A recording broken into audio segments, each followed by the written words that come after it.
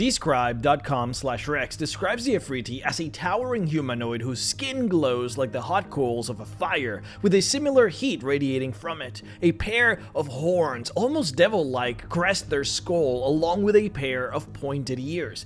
They glower, haughty, garbed in resplendent armor, a glorious shade of brass, and wielding a blade wreathed in flame. This is a fire genie, also known as an Ifriti. There's a genie for every major elemental plane, one for fire, one for air, one for earth, and one for water. However, what makes the Ifriti so particularly interesting is that they are the most organized out of all of the genies. In fact, their capital city is probably one of the 3 most powerful metropolises of the entire multiverse. Everyone knows it by name, even if they haven't been there. Such is the legend of the city of Braz. However, before we go full in, let's talk about our sponsor today. This video is brought to you by Stibble's Codex of Companions. We finally got it, guys. It's here. So look, as a DM, I love my crazy monsters, I love my dungeons and my traps, but you know what my players actually want?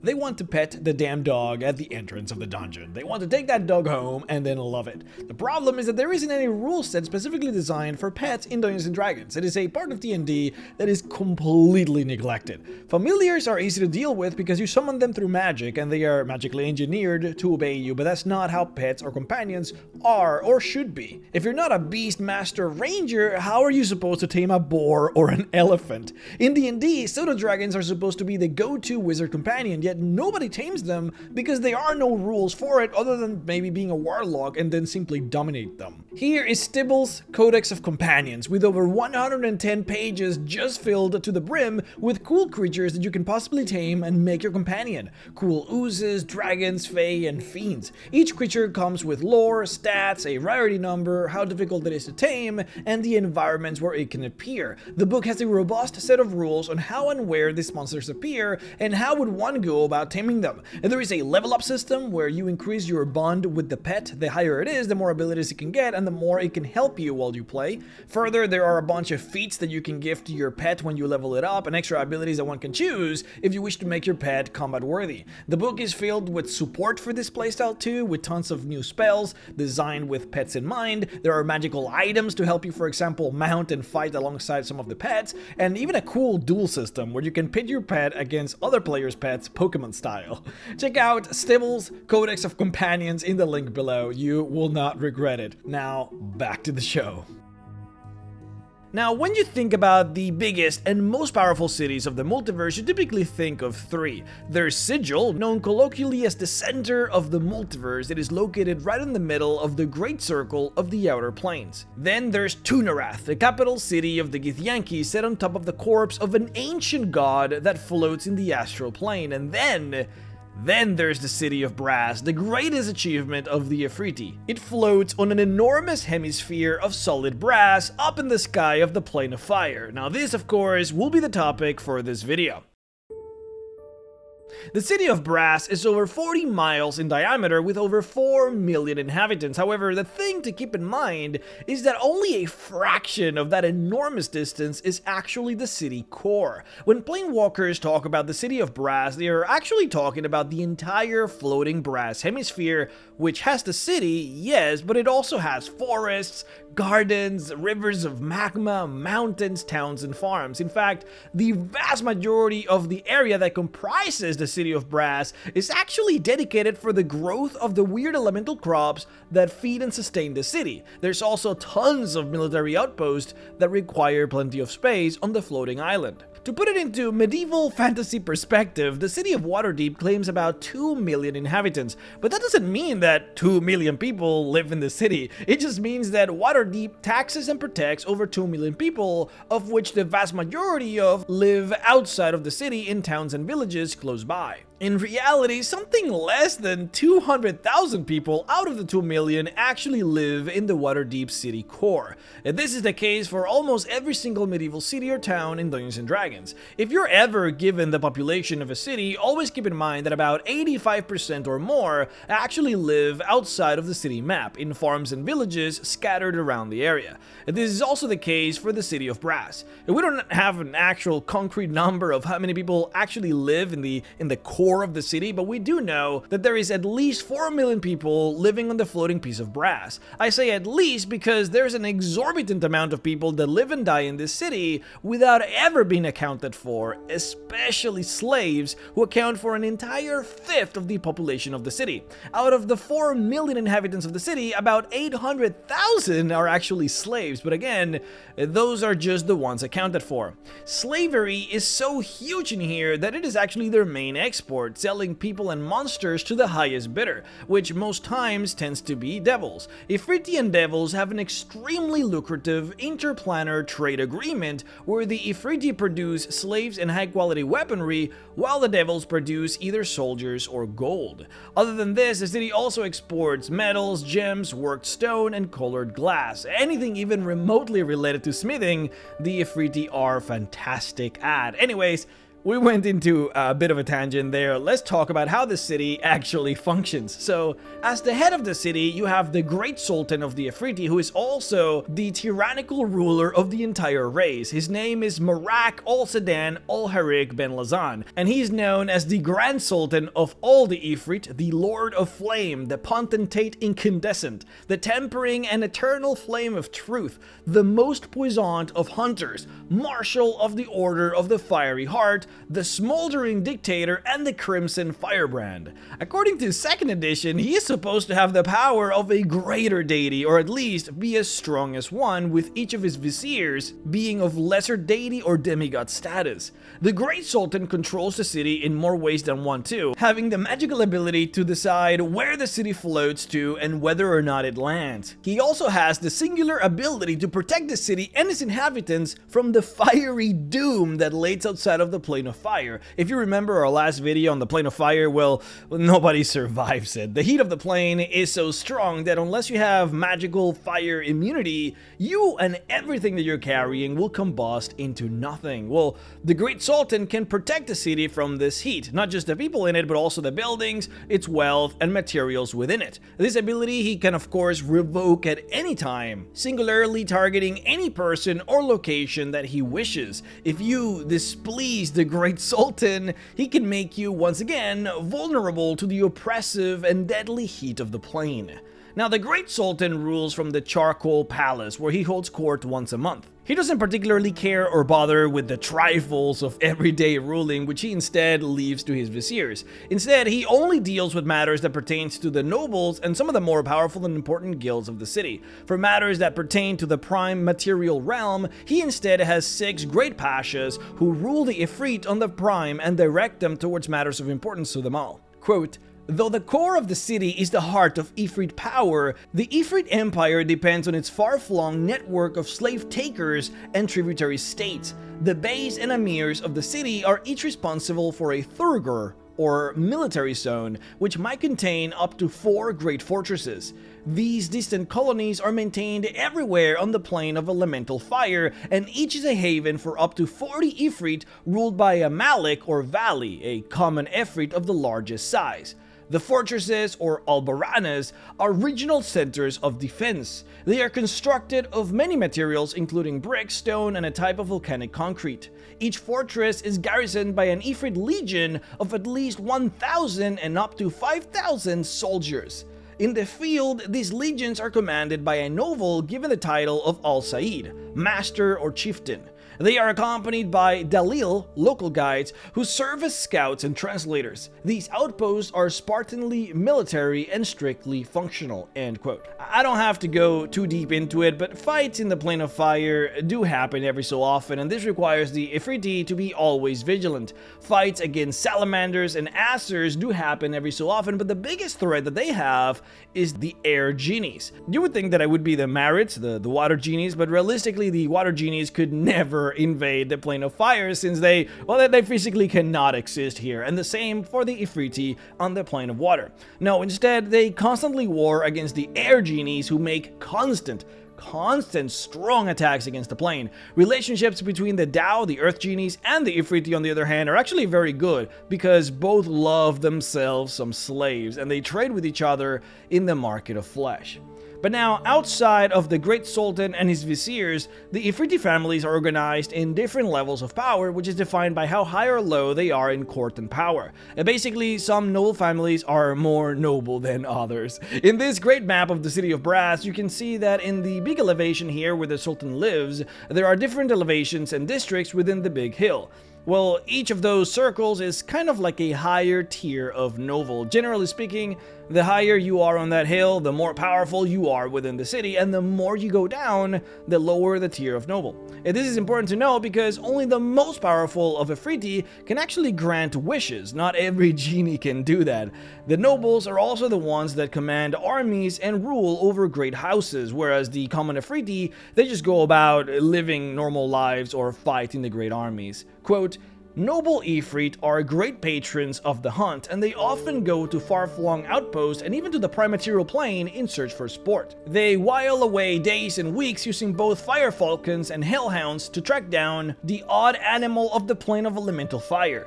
Ifrit nobles also hunt insolent and disobedient slaves using bronze chariots pulled by nightmares. These hunts involve small parties of noble Ifrit, their retinue of common Ifrit servitors, and packs of hounds or falcons.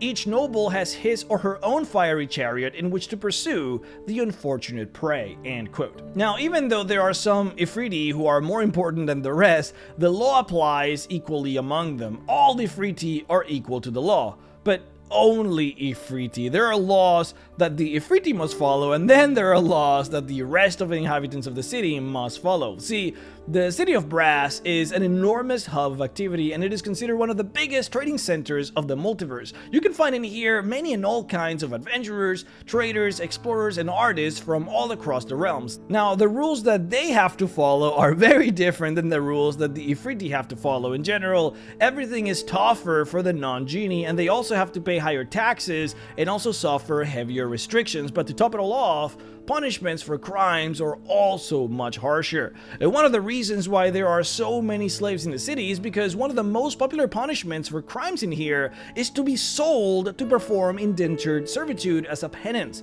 If, for example, you cannot pay a debt, you might be given to a noble family to work as a slave for a year in order to pay it off. What many consider to be a death sentence many a time, because particularly evil Ifriti can basically keep you on forever thanks to several loopholes that can be found within the system. For example, if you address your master inappropriately, you may receive an extra year of sentence. So if you're a slave in here, it is already very difficult to get out. The Ifriti also have a very patriarchal system that not only covers ruling and business ownership, but also bleeds heavily into the home. Quote, "Female nobles are kept in seclusion, but have their own household hierarchies. They hold no official power, but the scheming nature of the Ifrit allows many females to rule through figurehead males." End quote. I should also bring that the Ifriti would not see themselves as evil, at least not in the way that a devil, for example, would. They are as evil as the Romans were when they enjoyed seeing slaves battle each other in the Colosseum. I am sure that the Romans back then didn't see themselves as evil, and so doesn't the Ifriti. The devils and hags revel in their evilness. They love to torture for the sake of just seeing you suffer. But Ifriti, they just don't really care about your feelings. And if you die, well, there goes the investment. At least they got a use of you. Now, we have talked a lot about the Ifriti, so let's take it back to the city. We have two major topics for this. We have regions of the city, and then the military power of the city. So let's start with the former. The central core of the city, known as the Furnace, is where the noble Ifrit live. This hill is so tall, and the tower at the top is so massive that at the very top, the Great Sultan can gaze upon the entire city from his balcony. Avenshina is a slum of broken and rocky ground where Hargans of the city congregate and live. Hargans basically look like bipedal fire mephits, a very common fire elemental in the plane. The quarter called the Kefin Spires is the home of most of the Assers in the city. In here they have built beautiful golden towers, many of which are linked with aerial walkways. Most Assers in the city, of course, are blacksmiths which are constantly working to create weapons for the military of the Ifriti. They are also forbidden from doing any side business with the adventurers, unless they are given the A-OK from the Great Sultan himself. They are always just way too busy to do anything else. Ashlarks is where most of the common Ifriti live, and this would be the best place also to, ironically, meet the noble Ifrits, since they wouldn't let you simply walk into the furnace. Instead, they would meet you here. Sort of like a nice middle-of-the-ground place. The rockery in here is the most infamous quarter, notoriously known throughout the plain as the single most dangerous and lawless area of the city, where even the Sultan's warriors sometimes fear to go. In here you would find gambling dens, pleasure gardens, and fighting pits. And this is also the area where most of the fire newts congregate. Here in Piraculum, this would be the main market and where most of the craftsmen would live.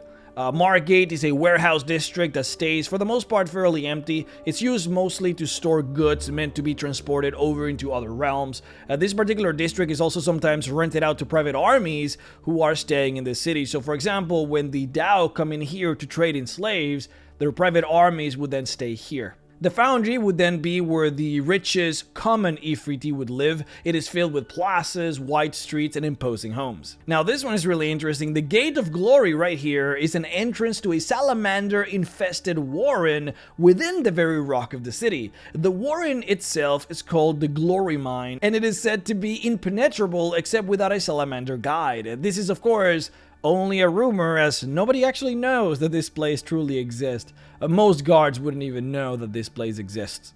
The Plume is a commercial district that functions a bit different than the Piraculum. The Piraculum is more of an open market, whereas the Plume is more of a big collection of streets jammed with stalls, tiny shops, and coffee houses, alongside tons of serviceable taverns and inns. This actually might be the best place for a group of adventurers to feel welcomed.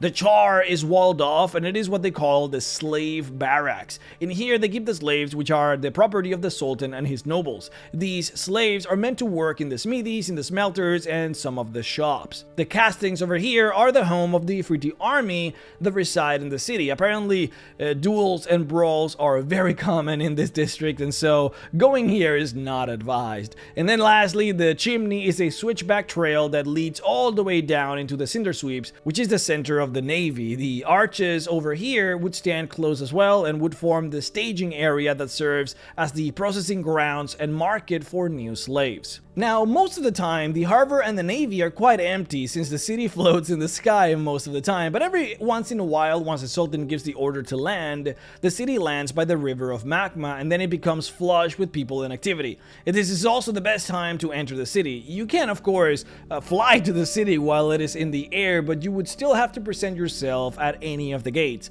The Ifriti punish those who enter the city without going through the proper channels. You don't want to get on their bad side, or you might end up being a slave. So don't do that. Outside of the city, the regions are patrolled extensively and kept safe. You have the pits, which is where the slaves would dig for tin, copper, and diamonds, and then there would be the slag, which is where the city dumps all of the unwanted refuse and leftovers from mining. Quote, "The obsidian fields near the city are cultivated with fireweed, fodder for the nightmare cavalry of the Sultan, and the foodstuffs that sustain the Ifriti. Quam, a type of soft, spongy grass, Habat, a dark wild grain, Verdova, a nutty dark purple tuber, and Umbelling, a spicy brown bean. Serfs and even common Ifrit labor here by day, tilling the fields, tearing out weeds, and harvesting crops. By night, the scarecrows of the Ifriti remain. The bodies of criminals and deserters are hung from giblets on the fields, where they are left as a warning not just to the elemental birds and vermin, but to other wrongdoers. The only unpatrolled region of the city's lands is the Sable Forest, which the nobles of the city reserve for their special use. The black trees themselves are towering but perpetually bare. They are called serpent trees, and they live entirely upon the heat of the plain, which nourishes them as light does to other plants. Hunts take place here almost every day, and trespassers may find themselves hunted down, not by patrols seeking to arrest them, but by packs of hellhounds ready to tear them apart or keep them up a tree. Now, lastly, let's talk about the military force of the city of Braz, which of course is legendary as it should be, being one of the primary and most powerful cities of the multiverse. First though, keep in mind that, as we discussed before, even though the city of Braz is the core and center of power, the empire of the Ifriti is held thanks to nobles who live across the entire plane of fire, each of which controls 1 to 4 strongholds. Those strongholds hold power in the region, and each keep has over 1,000 to 5,000 Ifriti soldiers. So it is very difficult to tell exactly what the total number of units that the Ifriti can muster is, but what we do know is how many units actually exist within the floating rock of Braz that makes up the city of Braz. And it goes like this. The main simple bulk of the force goes by the name of the Soldiers of the Eternal Crimson, which is under the command of General Ab Multahib. This is a force of 100,000 Ifrit common soldiers, which are then supported by a battalion known as the Al-Asaf, or the Sorrowful, which is composed of about 25,000 horse archers and lancers. This would be then the least equipped and least trained force within the army. They are not meant to be specialists or really do anything particularly crazy. They're just Ifriti with weapons, basically. Now, that being said, that is still very impressive. I mean, consider that an Ifriti has a CR of 11 compared to perhaps a human veteran, which would have a CR of 3. I mean, even if these Ifriti are not hardcore Navy SEALs, they're still extremely strong, and they have to be, considering that they have to contend with multi-planar threats. Even in the plane of fire, things can get pretty dicey. I mean, salamanders have a CR of 5, and fire giants have a CR of 9. And like I said, constant raids by the Djinn from the plane of air can be very deadly unless you have an army. Anyways, the city also has 35,000 Ifriti archers who comprise the Angels of Death Legion. And they are armed with composite bows and include mounted troops and infantry. Their mounts are nightmares and skeletal horses. Then lastly, at least as far as big numbers go, there's the 10,000 Dragoons of the Striders, which are the Fire Newt Light Cavalry Legion. These would serve the Ifriti as armies of conquest and are rarely seen in the city. They are particularly good at breaking the ranks of the Assers. Now then, after this, you basically start to see a little bit of a breakdown of the legions into smaller battalions that are more unique and specialized for their intended purpose. For example, there's the Black Darts, a unit of 2,000 man-scorpion slave soldiers who use javelins to soften up or flank opponents. Then there's the Bronze Phalanx, which are Aster siege engineers, which are 1,200 strong. They primarily are used against other genies or even against Ifriti themselves, specifically rebellious nobles. Then there's the legendary Order of the Fiery Heart, which are essentially the best of the best. If you're a decorated warrior of great renown or a champion of the Ifrit, this would be where you go. The Sultan's finest company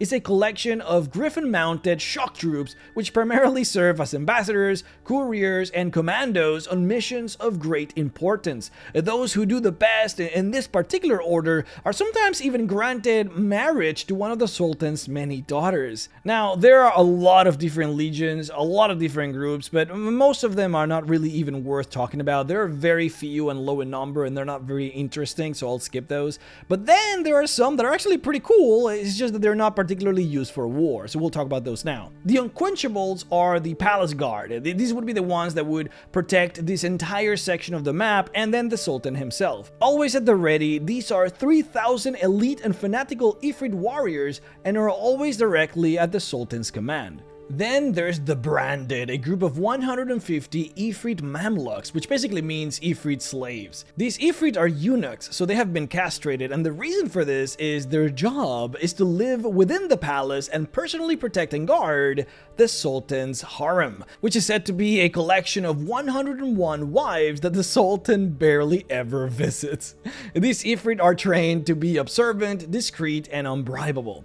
Now, other than this, the city also holds over 50,000 soldiers, which comprise the Legions of the Illuminated. And this is a fairly strong force, though it is not used for war. Instead, they protect and patrol the city. Functionally, they basically behave like constables, enforcing curfews and working as police. I should also mention that the city of Braz has a mandated curfew every single night. Once it gets dark enough, the Illuminated and some other priests, they come out with their gongs, bells, and drums to signal the curfew. And if you're caught selling merchandise or just even walking the street after this curfew, you are punished. The first offense is arrest and a fine, a second offense is the loss of a hand, and the third offense would mean death. They take their curfews seriously in the city of Braz. Anyways, we also have the Watchfire Legions, also called the Orphans, which are a group of 40,000 irregulars that rarely ever see any actual combat. Instead, they functionally work as the Sultan's secret police, which is necessary considering how many scheming nobles there are and how many rebellious Ifrits one might find in such a big plain.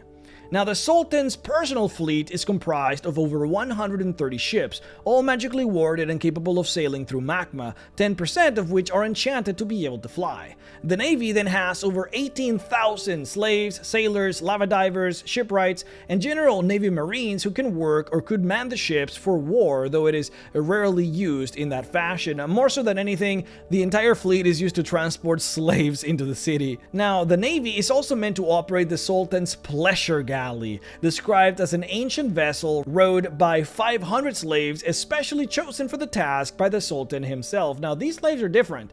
These slaves would be all former nobles or officers who were stripped of their titles or ranks for insulting or plotting against the Sultan. Now, that's it as far as the military might of the city of Braz. And there's of course more that we could talk about in the city, but I just cannot keep making this video longer and longer. The last and only thing that I would like to add is that the Great Sultan is marked by what they call the Sultan's Fire. See, by the Charcoal Palace, there is this enormous pillar of flame that erupts from a giant fountain. This fountain is so large that it can be seen from any location of the city. The pillar of flame is always active except for when the Great Sultan dies, at which point the next Sultan will activate the pillar once more and officially become the next Great Sultan. This ritual marks the Sultan with an aura of pale red fire and smoke. Now, this aura is permanent, and it is believed that this is what grants the Great Sultan all of his many great and overpowered abilities. It is encouraged to revere the Great Sultan as a figure akin to a god, and many shrines are scattered all across the city where one could pay homage to him. Other than him, however, there are only a few other entities which one can openly pray to, most of which are gods of fire. There is a shrine to Kosuth, one to Imix, one to Surtur, a fire giant god, and then some others. But other than these very specific fire gods, it is basically illegal to worship anyone else in the city. And you have to remember that there's actually a lot of animosity between the primordials and the gods. There was a great war in the Dawn times at the beginning of history between these two, and that hatred has not died out. Imix is the most active power in the Plane of Fire, and many Ifrit nobles actively venerate him, which of course puts them all directly at odds with the gods of the Outer Planes. Veneration to Kosuth is actually discouraged but not completely criminalized, out of fear that the cold god of fire elementals might respond in anger. The great shrine to Kosuth was built at the very beginning of the creation of the city of Braz to basically placate the god, and no sultan has dared tear it down since. Veneration to Surtur is allowed since there is a great concentration of fire giants in the city of Braz, which of course would demand a shrine. Hey guys, so there's a little addition that I want to make into the video. I didn't have the time to actually sort of put this into the script and then edit it into the video because I'm already running out of time, but I still wanted to add this little section in here, just me talking off the cuffs, so that you would have access to this information because it is really important and really interesting. The first thing is why the city is actually called the city of Braz. The reason it is called the city of Braz is because of the walls, which you wouldn't think so. So the wall, even though the entire floating island is 40 miles in diameter, the walls are actually hundreds of miles long because it goes all around the different perimeters of the floating island and then goes around inside as well. And the walls are made of they're covered in sheets of beaten brass, and that's why the city is called the city of Braz, not because of the floating island of Braz or because the buildings are made of brass, out of which a lot of them are. It's because of the wall. Now, the wall was designed when the city of Braz was grounded. It was later, through millennia, thanks to slave work, that the entire city was made to float in this big sort of floating island of Braz. But the city doesn't get its name because of it.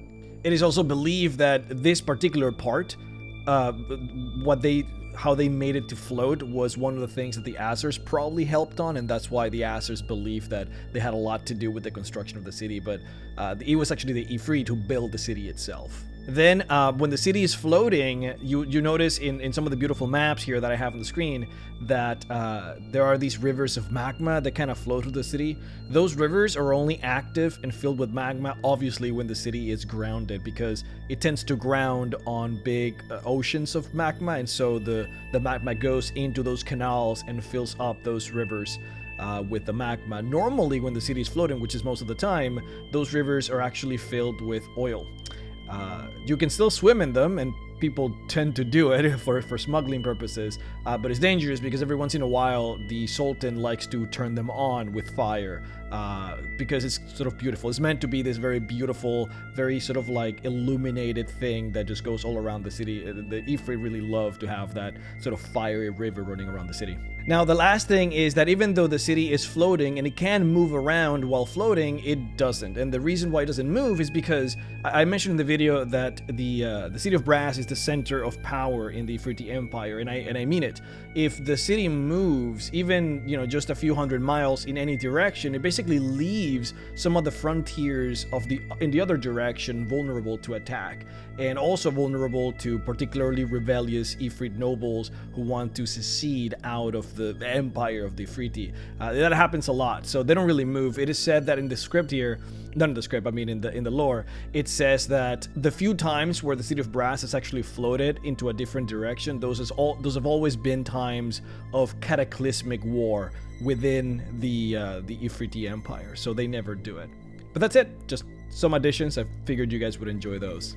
Alright guys, there it is. I'm a little concerned because there was a lot of like really factual information in this particular video, not necessarily like interesting or like really like mind-blowing information, so I hope it was good. I hope you guys enjoyed it anyways. But yeah, anyways, I would like to personally thank my Patreon supporters: Barry Maskant, 5E Magic Shop, Morgan Johnson, Rusty Rain, Biotechnofrag, Doc Feeder, Brad Salazar, Walker Motley, The Great Codini, Terry Culp, Omega Scales, Ozol, Alex Cookson, Benjamin Bosters, Folky951, Steven, Ordoric, Prince Daylight Morning Crown, Sabim Kurshap, Solorensis, Thomas Hunt, Bushido Burrito, Nathan McCump, Soulless Rider, Werewolven Games, Roleplay with Advantage, Lost Crusader, Mr. Salty, Stalia, JD Green, Olaf Klepp, Trev909, Tony RC, Famine52, George Fortland, Sovereign Mind, Trevor Hess, Draglogia5, Hustur, Ziran King, The Living Guild Pack, Michael Walker, Streeblow, Describe, and Helbert Johnson for supporting me on Patreon at the $25 level. If you would like to support me as well, then please head on over to patreon.com/MrRex to support. Alright guys, thank you so much for watching. You guys are the bomb, and I'll see you all next time.